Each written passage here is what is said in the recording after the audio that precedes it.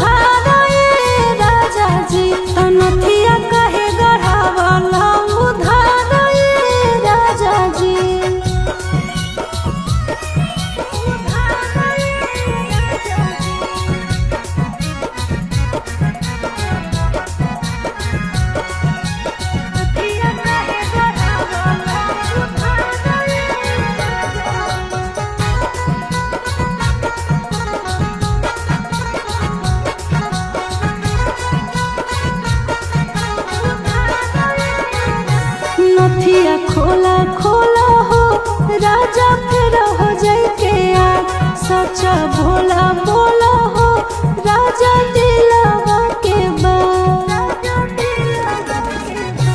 नथिया खोला खोला हो राजा फिर हो जाए के यार, सच्चा भोला बोला हो राजा दिलावा के बात। टुक टुक हमारा देखे दुकानदार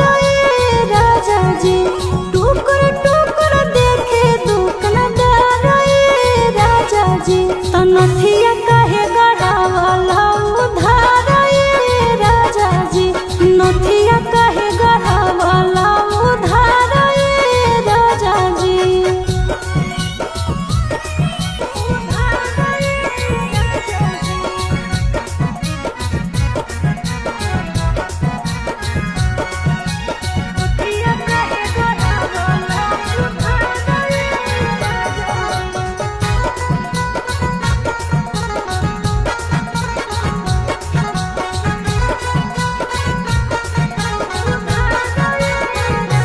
धनिया रुसला रुसला हो राजा तोहरा से आज, नथिया मंगा